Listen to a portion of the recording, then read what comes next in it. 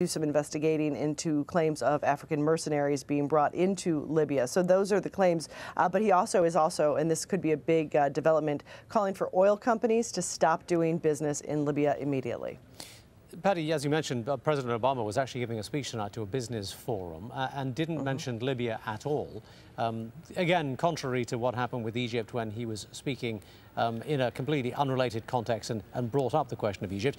In this context, we have a much tougher decision and a much tougher, I guess, set of circumstances for the White House, don't we? Because Muammar Gaddafi was very plain in announcing his intent to fight against what he sees as being an illegitimate and minority movement against him.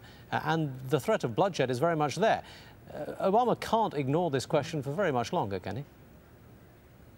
Well, this is, again, the delicate dance that we've seen this White House trying to do during all of these conflicts. You know, when it comes to Egypt, I think the administration felt that they had that relationship, especially when it came to the military, that they had some influence. But I think what we've seen, and even publicly, we've seen some Obama administration officials say that they're a bit in the dark on this because journalists aren't allowed into the country. They're relying on reports from Human Rights Watch and other various NGOs. The ambassador, the U.S. ambassador, isn't actually in the country right now. The strongest statement we've seen officially from the Obama administration has been this travel warning that they issued, basically telling Americans to get out, saying the families of embassy employees were going to get out, non-essential employees, and telling Americans if you stay in Libya, basically you should hunker down.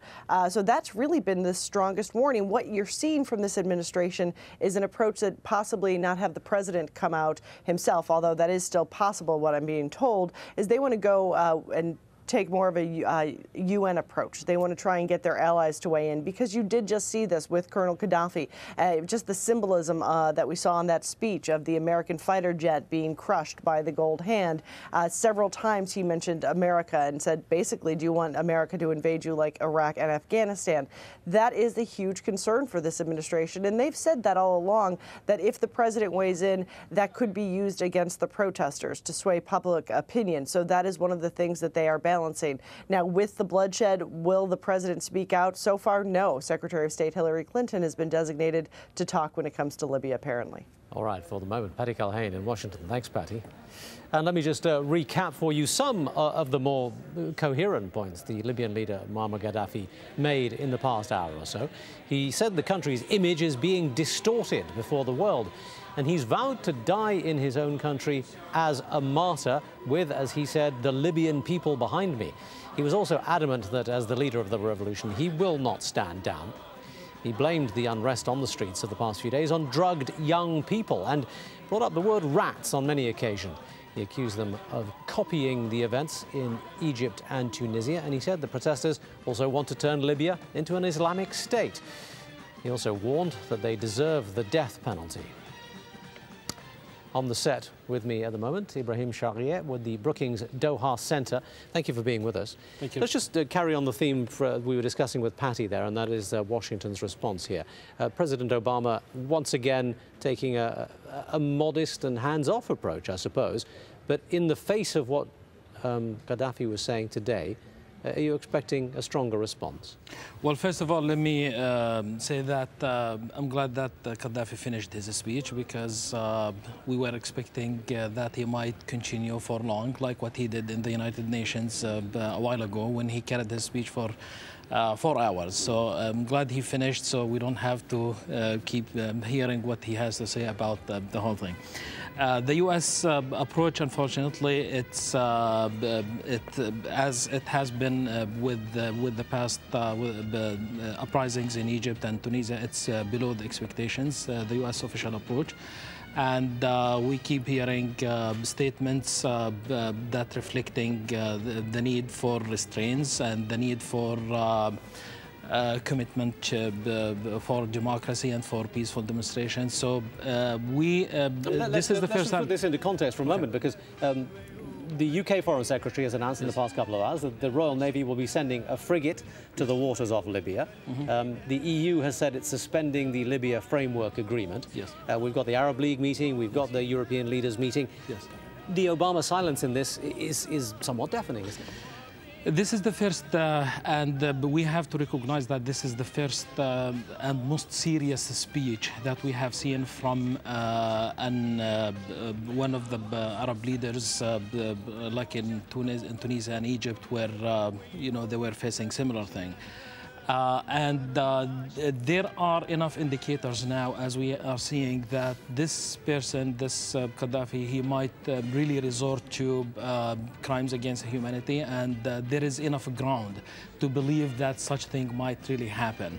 And for that reason, actually, we have seen the European position started to change and started to be more serious, and we have heard about calls actually for no-fly zone as over Libya. So this poses, the way I see it, this poses a new challenge to the U.S. administration and how this is going to react, especially after what we have seen of bombing in Tripoli and bombing in Benghazi. And also from what he has been saying. Now, the pictures we're looking at right now are being broadcast by Libyan state television, and they are being presented as evidence that Gaddafi does have significant support amongst the people on the streets. Now, obviously, because of the severe restrictions that have been put on media in the country, we have no way of telling where this was filmed, when, what it involves, who these people are, or indeed how many of them there are. What we do know is that Gaddafi himself has made it very plain that he doesn't agree with the idea that the protesters are the majority, and some of his comments were really quite defiant. Here was one of them. This is one of the things he had to say just a few moments ago. Muammar Gaddafi is not the president. He is a leader of a revolution. He has nothing to lose. Revolution means always sacrifice until the end of life. This is my country, the country of my great-grandfathers. We planted and we watered it with our grandfather's blood. We deserved Libya from those rats and agents. Who are these agents who are being paid by security prison? God curse them, damn them. Now, is that just the bluster of an aging revolutionary, or is that the prelude to bloodshed? Well, he means what he says, and I do believe that he's completely detached from reality, and that is what is the most dangerous about his speech and his defiance today. That of what we heard from him, because he truly believes that the people are still with him and they're supporting him, and that he is able, after his speech, that to mobilize the entire population of the people. So there is a total discontent, connect between him and what's happening on the ground, and he thinks that he can do it. So this is very alarming, and this is, I hope that going back to the first question, I hope that the American administration is really taking note of that, because with this in his mind and in his belief that he still has power and the people are still supporting him, he might resort to very serious actions. Let's assume for a minute that the American